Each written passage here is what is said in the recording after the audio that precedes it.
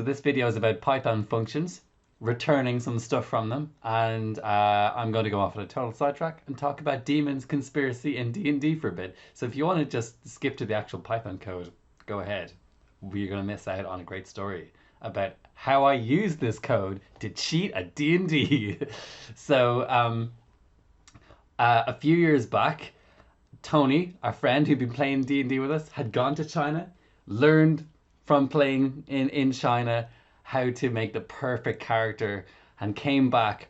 And we'd been playing for a few years, the same campaign, and if you're not familiar with D&D, basically you kind of like write a story together with Doritos and wine on a Friday night over the course of sometimes days, sometimes weeks, and in this case it was like 3-4 years. Okay, so we all had characters, and if Tony had come back and declared he was going to kill us all and kill all our characters, that's it. So all our backstories, all our hopes and dreams, they were all gone because Tony decided that he was going to basically show off his stats. So D&D is kind of like rock, paper, scissors in that characters kind of have strengths and weaknesses and yada yada. But of course Tony had chosen some items or whatever such that he had no weaknesses and could fly. And none of our characters could fly. We didn't think, we'd be murdered by a demon who would come back from China. So yeah, his plan was to just take off into the sky and rain fireballs down, and like we would just run around and like wave our swords and be like, stop fireballing me, and that would be it. We'd all be incinerated, and there's nothing we could do. I've been hide in a cave maybe for a week, hope he goes away, but we had nothing to do. So our plan over our WhatsApp conspiracy group started during the week, which also you're not supposed to do, is we were going to kind of be walking down, and then we all dive on his legs, grapple him, and then the paladin he can hit him with a big stick, a big sword, and put all the spells for the entire day into one hit.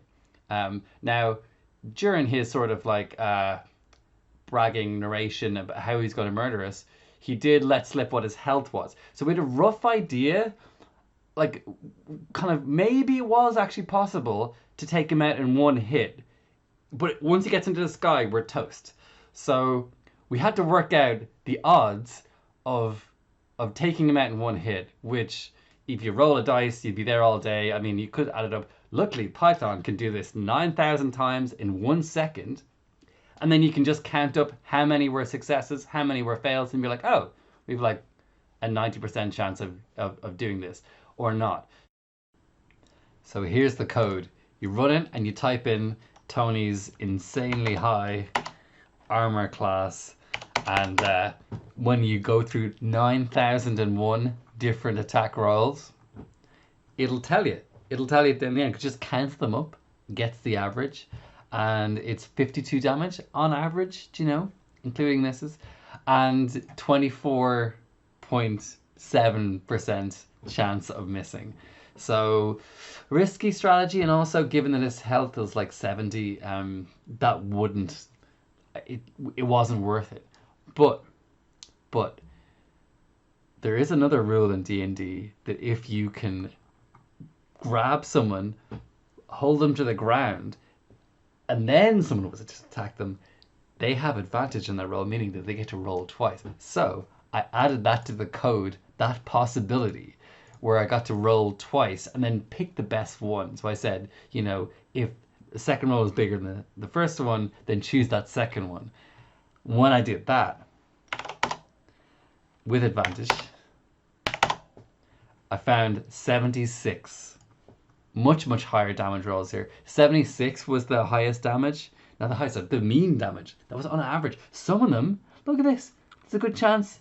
Like, well, not a good chance. Not a great chance at all, actually. But 172 damage. That would kill him, like, into next Wednesday. So, yeah, and the odds of missing, of course, go down because you get to roll twice. So it's now 6%. So that was it. That was our idea. We had it. All we had to do was grapple him to the ground. But what did we actually do? Find out after this lesson on functions. Well, I'm just encouraging you to skip the lesson. Don't actually skip this. This is easy. This part, I'll make it really easy. to understand exactly how you can do this and cheat at any board game. Well, I don't know about any board game, but definitely D&D and probably a bunch of others. So the simplest version of this is just import the random module. From that, you take the random integer part, which is just an integer is like 1, 2, and 3. It's a Sesame Street number. And you say, I want something between 1 and 6. Pick one random, and assign that with the equal sign to a variable, a roll. So we stick that in a box called roll. Now, if we run the program, it'll do that, but it won't print anything out to the screen. So we do need to actually say, let's see what we get. We got a 6. Nice. First go. So that's fine. If I keep going at like a million of these, okay. I'm getting errors because I clicked too many. And that sort of perfectly illustrates why this is a terrible way of doing this. Computers do not need to print to their own screen. They're not that self-conscious. They need to just look over the text they just sent or play back their message to hear their own voice. I never do that. So basically, I want something that just looks like this.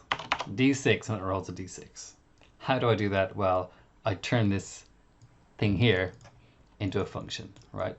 So that's my goal. I'll put that down as aspirational. And the way I do this is I just say define a function, and I'm going to call it D. I could call it dice roll, but I'm going to keep it nice and short.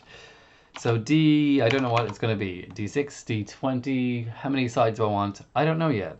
There's lots of different dice. And it's going to be like this. Define Dn, some side dice.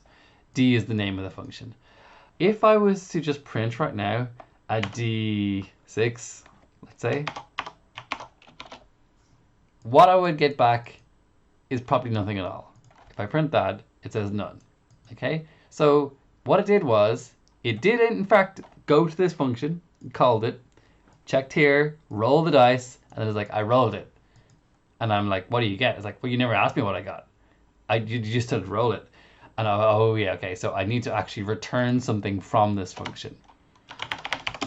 Fine, return with the roll. That was your job. So this is where returning comes into functions, okay?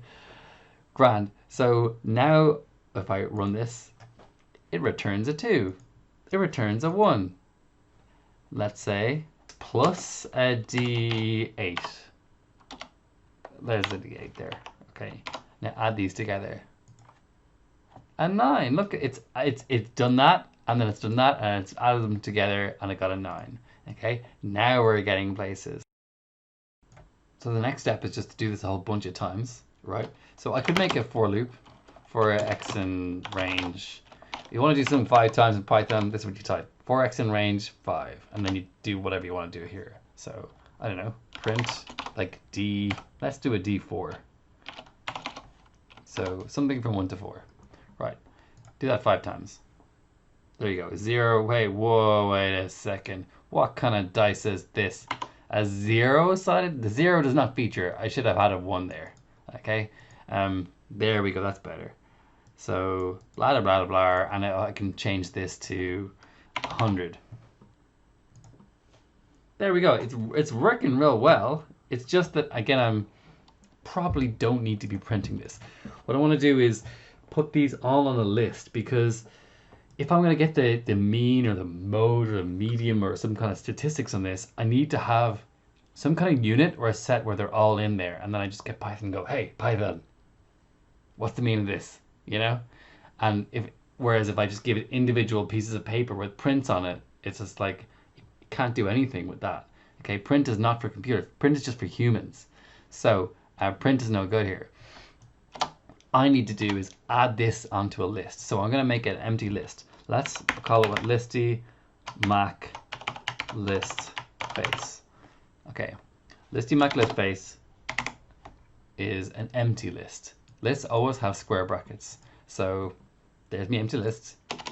Grand. And basically what I'm going to do here is do the same kind of for loop for x in range. Let's do a 10 this time. And this time, instead of printing it, I'm going to add whatever the roll is to the list. Yeah.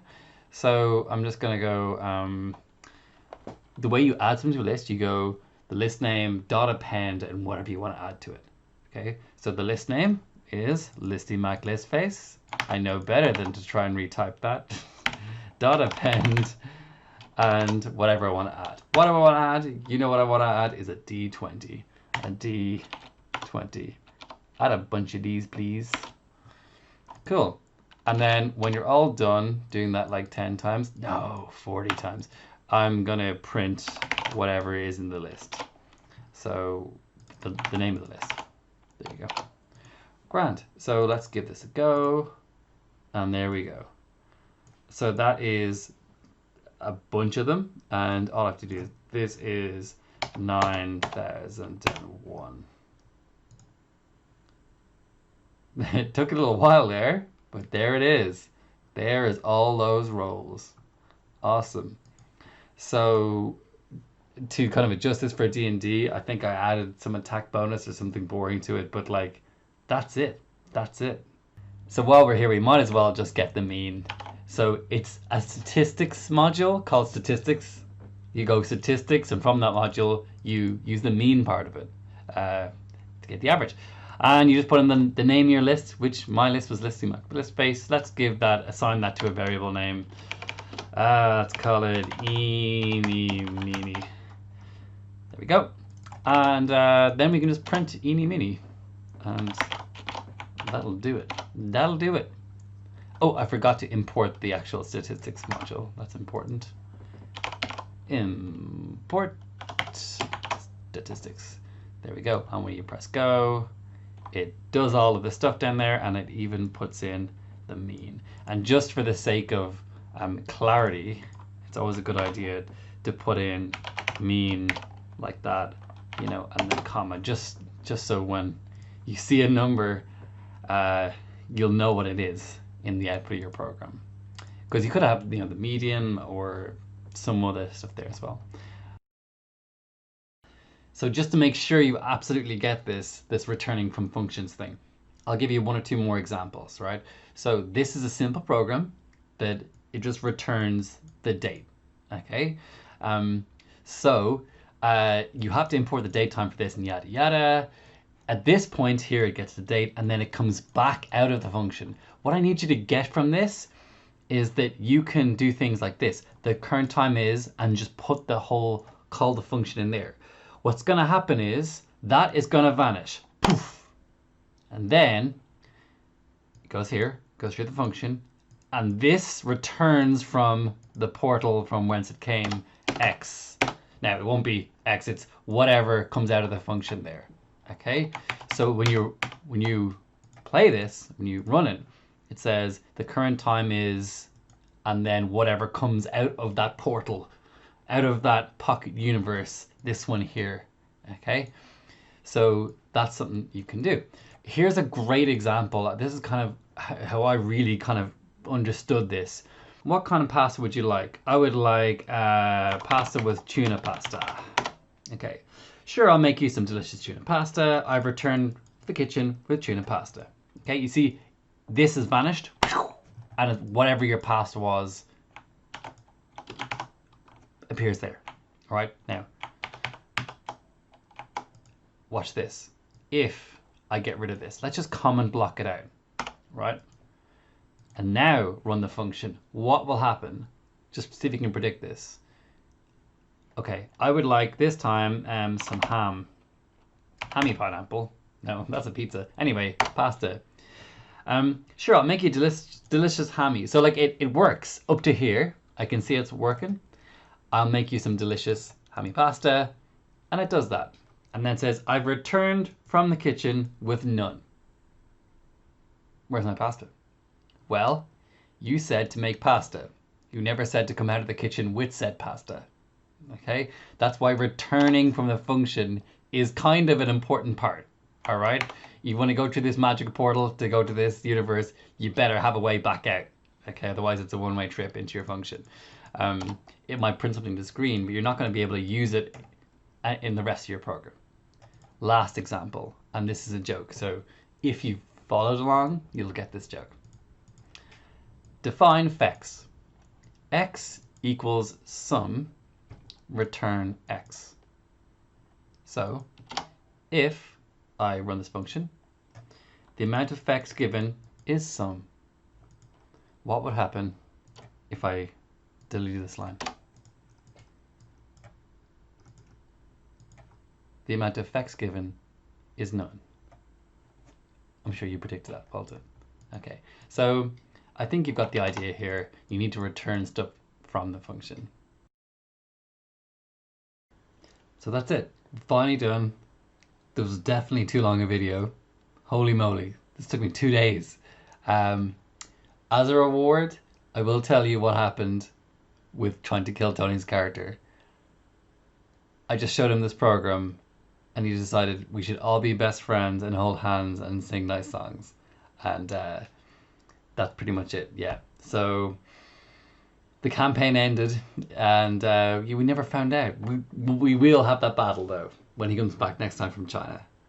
And if you ever find yourself in a game of D&D and you want to throw stats at it, the program I will link to on Repl here. I've even included nice color. Look at this nice color scheme. And it even tells you your best and worst possible damages. And you can type in what you actually got. And it even tells you how bad you should feel about what that roll was. Look at this. It's a 1.7 chance. 1.07% chance of rolling that. So you'd be very unlucky. I think that was like in the top 10 worst outcomes for you. Anyway, well done on finishing the video. That was something else.